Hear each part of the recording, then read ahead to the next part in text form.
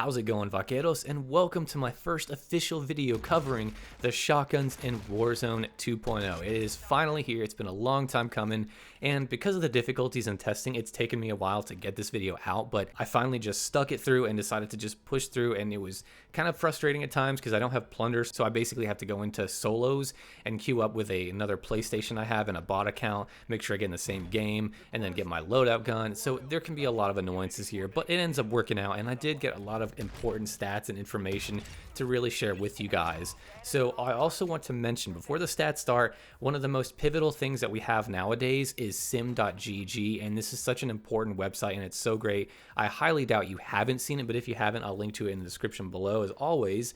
But they basically have all the stats and all the stuff from the game code, so we can kind of go in and confirm what's going on with this, because sometimes what they share isn't just enough. You have to go in and verify and make sure things are okay, especially for shotguns. Shotguns are always this weird stepchild of the bunch compared to other guns, so that's where I come in and help out with that.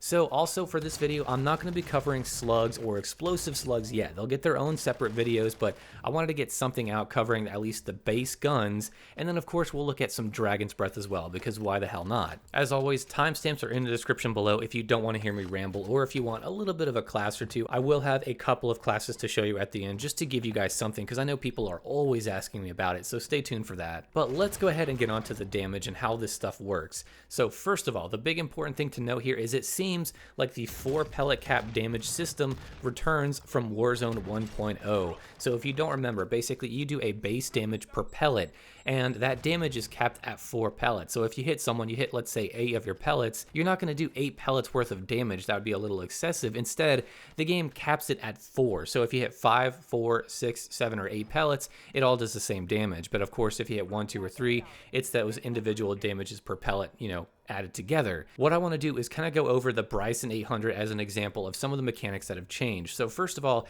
here are the base ranges and the numbers for the damage on the Bryson. Of course, these are taken from sim.gg, of course, credit to them, but I also went in the game and verified these to make sure they're accurate. So this looks pretty cool, and as you can see, 100 damage per pellet. That is kind of insane, and yes, I can confirm this is true to a degree, but this leads me into my next point and the next mechanic, which is that it seems like armor has a cap on it to reduce your shotgun's damage.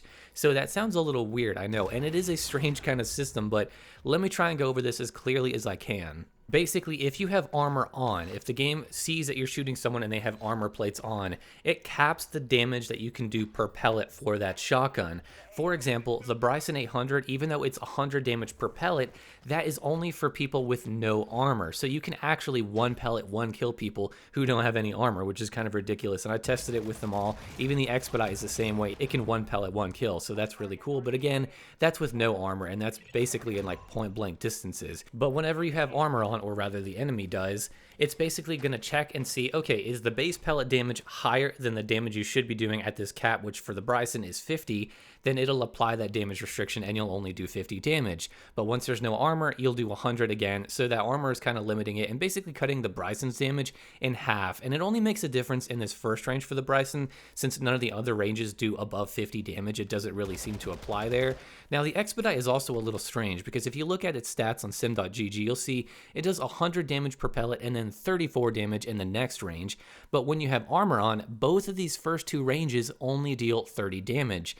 And of course, that same thing that happened with the Bryson is applying here, but it's just since it's 30 damage, you're going to get that cap for both of these first 2 ranges. And that's to kind of keep it in check, so it's not a little too overbearing. So that way, if you have armor on for the Expedite, your 100 pellet damage is reduced to 30 in those first 2 ranges. But of course, if there's no armor, you'll deal 134 and then etc. for the next ranges. A lot of the stuff, by the way, is stuff that I've tested and I can verify, but the explanations and why it's doing that may not be exactly 100% as what the game devs intended or have it coded. This is just kind of what I'm interpreting it as, so just keep that in mind when I go through this stuff. One important thing to note here too is, how does the game handle this if there is someone that only has like 1 plate of armor, or if there's only a sliver of armor left? And this is kind of my speculation and my hunch, but what I think is going on is that when you hit someone with those pellets get lined up into a queue, a line essentially, and the game checks them one by one. It says, hey, is there armor when this pellet hit? If there is, apply that damage cap. If if there is no armor,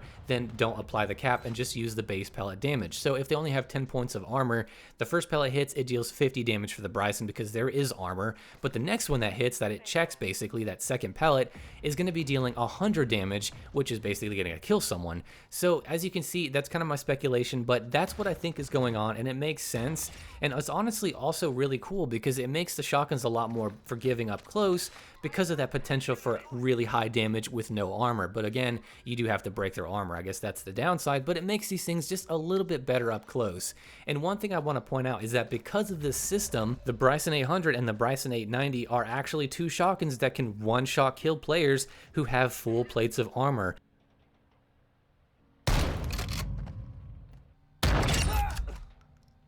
I went in and checked this multiple times. I have it recorded. It is a thing, and it works because of this damage system that we have. Because basically the first 3 pellets that hit are going to be dealing 50 damage. That takes care of all your armor, right? So that 4th pellet is dealing 100 damage, and that basically takes it to 250 health. So yes, in the first damage ranges for the Bryson 800 and Bryson 890, you can absolutely one-shot kill players, and you can increase that with range increasing attachments, of course. So that is awesome. That's the first time we've seen that since, gosh, I think since Warzone 1 first came out. So yeah, it's pretty awesome. It's not going to be quite as strong as they were in Warzone 1, but yes, this is absolutely awesome, and it's really cool. The Expedite 12 cannot one-shot. Also, the 725, it's its own beast, and it can also not one-shot kill, which is kind of strange. Since we mentioned it, let's go ahead and talk about it, but the Lockwood 300, or the 725 2.0, is a strange beast, and I'm sad to say they actually brought that mechanic back where hip firing was limiting you to 3 pellet damage, and then when you aim down sights, it's lifted to 4. So that's kind of strange. I mean, I understand the mechanic, but I think that of all the shotguns, this is the one that needed the least because you have to be so accurate with it, and you only have 2 shots. This isn't really one I would think needed that mechanic. Maybe they just kind of imported it from Warzone 1 and didn't bother changing it, which that's fine, I guess. This is going to be such a niche shotgun. I really don't think it's that good. It really wasn't, but it still can 2-shot, and it does have the furthest 2-shot potential of all the other shotguns, so that's nice. It's just that you have to be so accurate, and you only have 2 shots. In Warzone, that can really get you killed. Now, it does seem like the damage per pellet was at 49 when I checked in-game. For some reason, it's 49, but on Sim, it's about 50 to 51.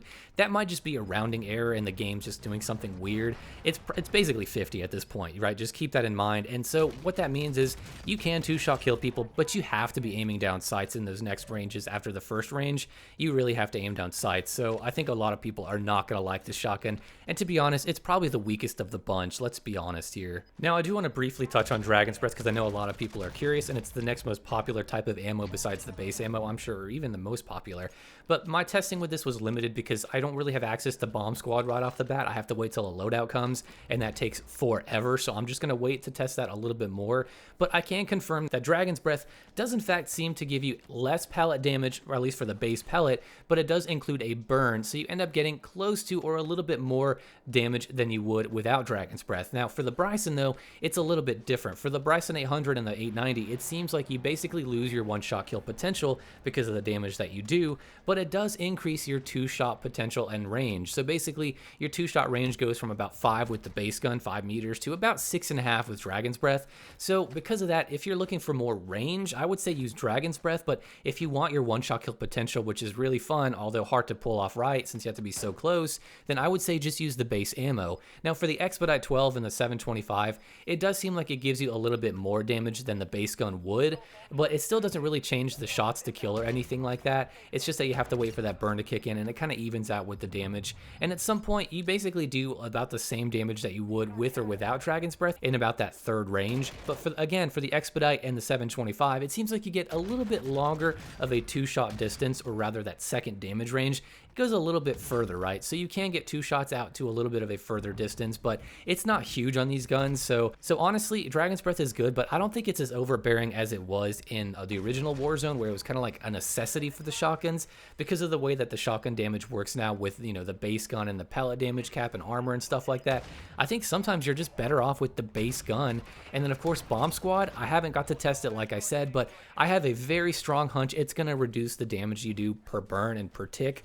So I have a feeling it's not going to be that strong, but we'll have to test it some more, and I'll make a separate video again for each gun using Dragon's Breath and all that good stuff. This is just the sort of overview of them all, except for slugs and explosive slugs. So now that we got that out of the way, what I want to do is share with you guys 2 Bryson 800 classes that are absolutely awesome. One of them is a one-shot kill class that, yes, can in fact one-shot kill at 3 plates.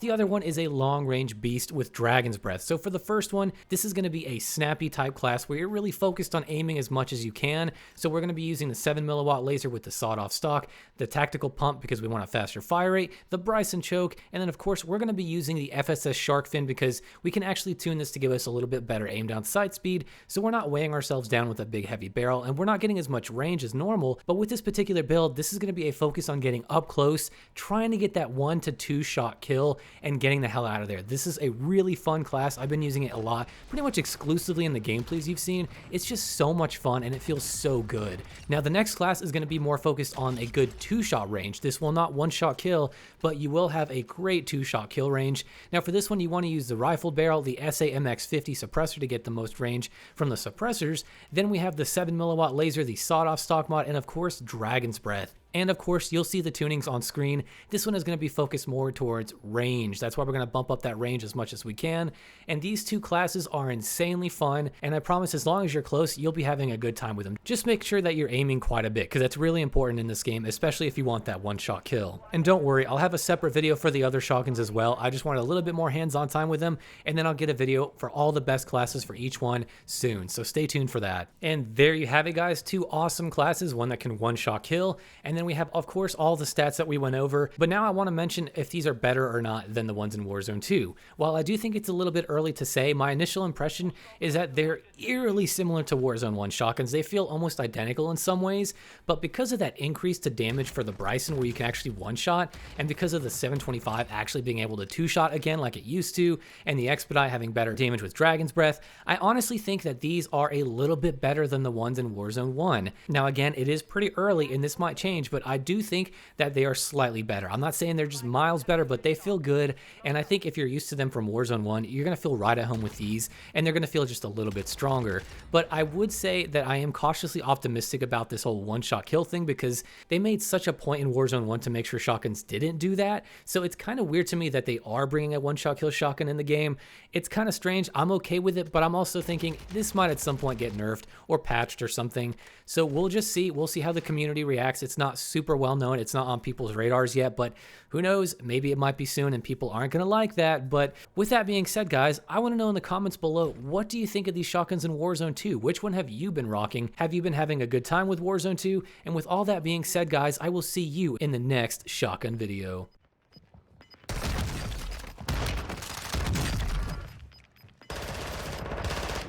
Gas is inbound. Enemy UAV overhead.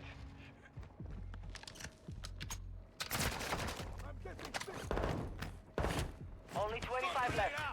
Keep up the good work. Advise you move to the safe zone now.